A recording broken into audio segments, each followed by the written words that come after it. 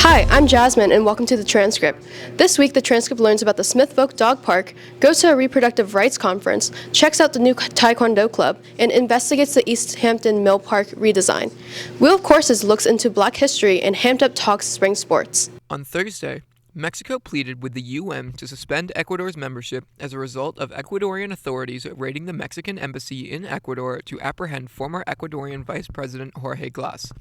With this, the country of Mexico is demanding an apology from Ecuador, but the South American country is refusing. In other news, on Wednesday, former football player and actor O.J. Simpson, who was acquitted of his wife's murder, has died at the age of 76. The death was announced by Simpson's family on X, formerly known as Twitter. The cause of his death was prostate cancer. In local news, in protest of the proposed budget cuts that would partially or completely eliminate Dave Grout's position as head of the theater department, Northampton High School students took to City Hall, occupying the outside of the mayor's office. The goal of this protest was to demonstrate the staunch opposition to these proposed cuts. I'm Michael Torno, and thanks for watching.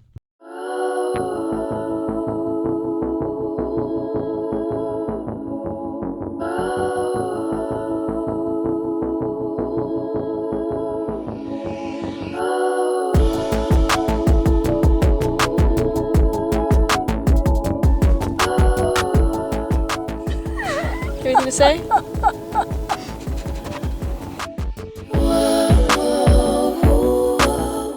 Hi, I'm Maya, and today we'll be taking a walk through Northampton's dog park to interview people and their dogs. We are going to be seeing what dog owners have to say about the trail and what benefits it brings to their pets. Yeah, so what good has this trail brought my pet? Certainly an excellent way to get out and exercise him and just see some of the other people in the community. So it brings to the community, it brings just a place to gather and interact and have social interactions, and dogs could meet other dogs. Oh my goodness, this trail has brought so much good to my pet. Several pets. They can be off leash, they can play with other dogs. It's a great place to have them socialized. Socializing, exercise, swimming, water. It's just a natural environment. Well, and it's the same for me. It's everybody who has a dog, they come here and we all socialize. My dog, my Maya's more on the cautious side. She loves it. She won't go anywhere else.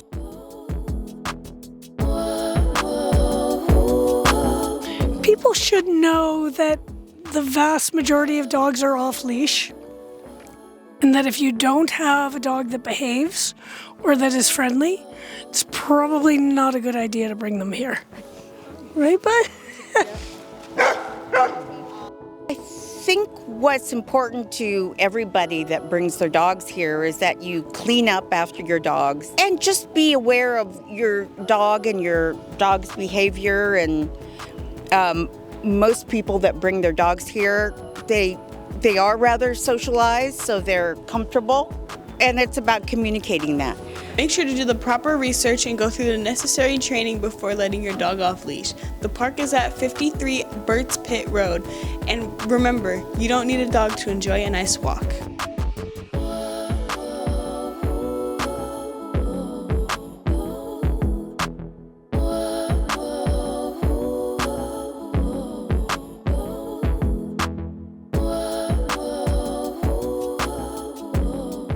On April 3rd, Representative Lindsay Sabadosa and Smith Students for Reproductive Justice held a Reproductive Health and Rights Youth Conference. The event included conversations around reproductive and gender-affirming healthcare, legislation protecting reproductive healthcare and rights, and pathways of involvement for youth. High school and college students from across the district, as well as representatives from organizations such as Planned Parenthood, Translate Gender, Reproductive Equity Now, and the Abortion Rights Fund of Western Massachusetts were present. We spoke to event organizers and attendees to learn more about the event and the importance of centering youth voices. We have interns in our office every year, and this is one of the projects that usually the spring interns work on in collaboration with the Smith RJ group. This is our second year hosting this event with all of those groups, and really the students sort of decide what organizations they want to have, how they want to make sure people know about the event in the community, and then we come together to talk about issues that they care about. I think it's important to center youth voices around reproductive equity because youth are the leaders that are going to be inheriting whatever it is that we're creating. Youth leaders are the people who are the next generation that deserves to see liberation, right? Like, youth leaders are passionate and smart and understanding of what is needed, right? They're visionary, and so if we can center their visions, I think we can actually find our path to liberation. I think it's important to center youth because at the end of the day, it's going to be mainly youth that are mainly affected by inequity. It's going to be mainly youth that are affected by injustice. I think we need to center youth because we offer a unique perspective. We kind of see the holes and things that maybe our elders within the movement have been leading, but like now are not starting to work because every generation is different. Every generation sometimes have different issues that come up for them. Youth give energy to the movement. We are literally the people that push the trains within this movement of reproductive health care and reproductive equity. If you're interested in getting involved, reach out to any of the organizations listed here.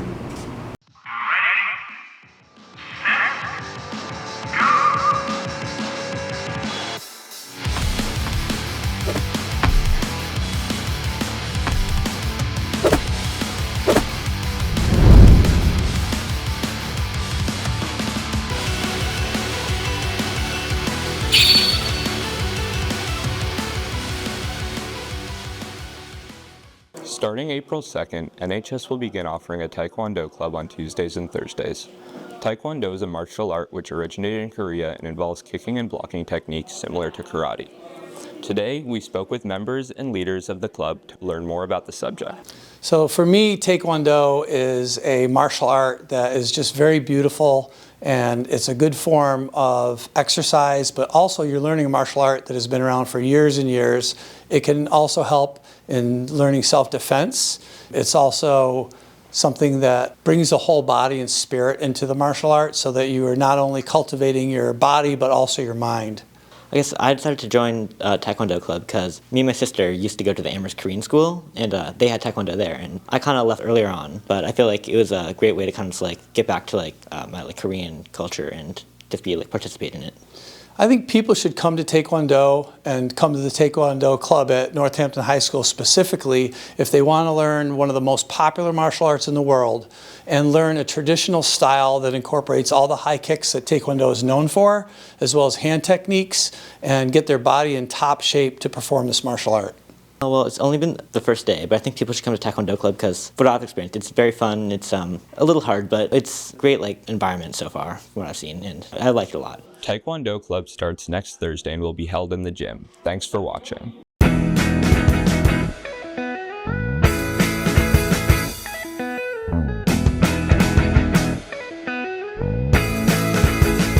Last May, the City of East Hampton was given $175 to make improvements to the Millside Park and surrounding area.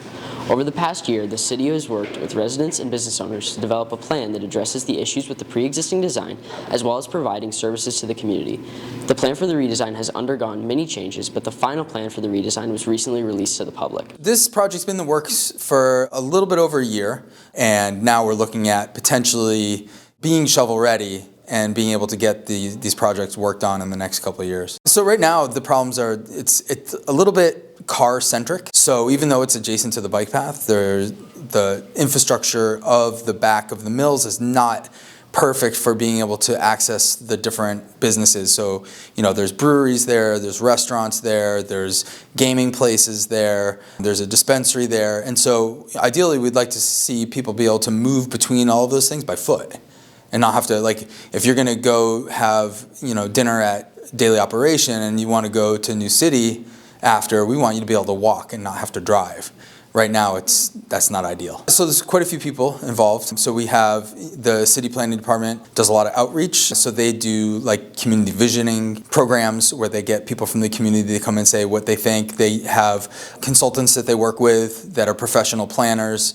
And then we have community groups that are interested, like there's a skate park group in East Hampton that is involved with the skate park planning. The director of Parks and Rec and the rec board, they've had no problems going after CPA funds for softball diamonds and baseball diamonds and soccer fields and more traditional stuff. They seem to be very resistant against getting a skate park in Millside Park, which is where it was supposed to be. And the rec department has been fighting it, and there's people on the rec department now that are really highly against it being there, and they want to relegate it off to the woods somewhere, which would be difficult because you wouldn't have the bike path's accessibility, which I think is important. And I think skate parks are really important for communities, not just for skateboarders, not for BMX bikers, not for inline skaters, but for everybody, because it encourages people to go outside, be active, get fresh air, and recreate, which is important for a healthy community. As the project continues to move forward, keep yourself updated by going to easthamptonma.gov. Thank you for watching Culture Shock.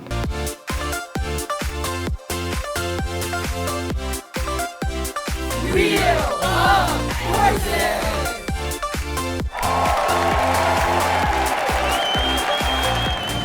Hey guys, and welcome back to Wheel of Courses, where we look into different classes and talk to the teachers and students who have taken the class before. This week, we'll be looking into Black history to see what the class has to offer. So the Black history curriculum has been revised each year that I've taught it. Originally, the curriculum that I've seen in various institutions are often about how history happens to the Black community, and as such, the agency of the Black community is left out. So this curriculum is looking at resistance movements throughout the entirety of the history of Black people in this country, and even before it became a country, up through the present day. The workload is pretty manageable. There's a lot of project-based assignments, so you're researching stuff and reading stuff, and as long as you just keep on top of it, it's pretty good. The workload is like any history elective. It's a mix of reading, writing. I tend to favor creative projects because I'm looking for students to get to express themselves most fully on a lot of really complicated issues. So there's a lot of thinking about what does memory look like? How do we honor the past? Things like that, and that isn't always captured in a reading or in a writing assignment.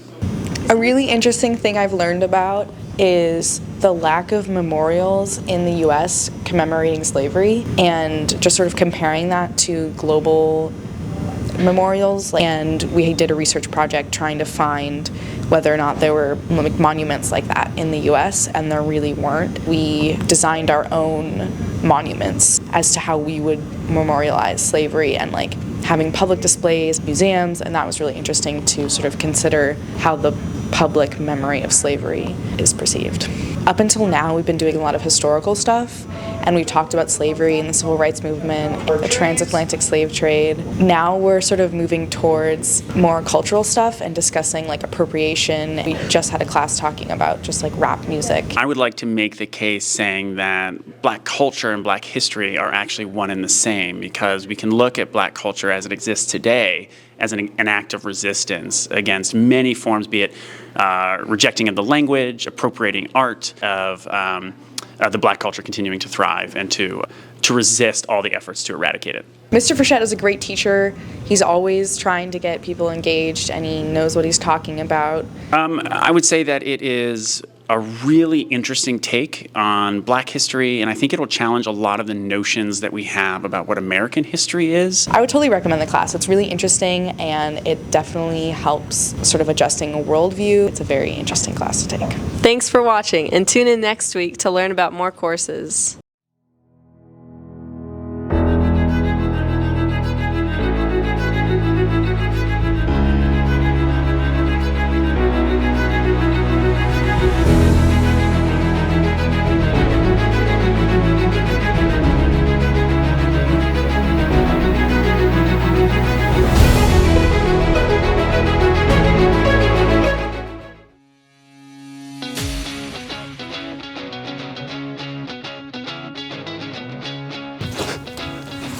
Welcome to Hamped Up. Y'all ready for this? Welcome to Hamped Up. While spring has gone off to a rough start weather-wise, student athletes at NHS have nevertheless taken to the fields and the courts to start of the spring season. The high school offers softball, baseball, lacrosse, frisbee, and many others. We spoke to spring sports student athletes to survey their hopes and expectations for the upcoming season. How was our first game of the season? The first game, it didn't end up how we wanted it, but I think we showed a lot of improvement from last year. There was a lot of really quality pitching, and towards the end of the game especially, there was starting to be a lot more really good at bats. I feel pretty optimistic about how that game ended up, regardless of the score. I think it was a pretty tough loss, but overall I think we still fought. It wasn't too bad. I think we did good overall. My hope for the upcoming games of the season, obviously progress. We gotta do things better. We're still progressing because over the past couple seasons I heard it was not that good, but we're gonna get there. Our first game of the season didn't go as expected. We played the hardest team in our league, but given that, we put up a great fight. We have a very young team, a lot of freshmen coming in, so my hope is that we can build chemistry as a team and put all of our skills together and hopefully get some wins, but more importantly, grow as individuals and a team. Hopes for the upcoming games are that we just continue to be competitive. We go into every game wanting to win and wanting to be there. Thanks for watching. Today, the varsity softball team has a home game against Brattleboro. The baseball team is away at Holyoke High. Be sure to support our Blue Devils.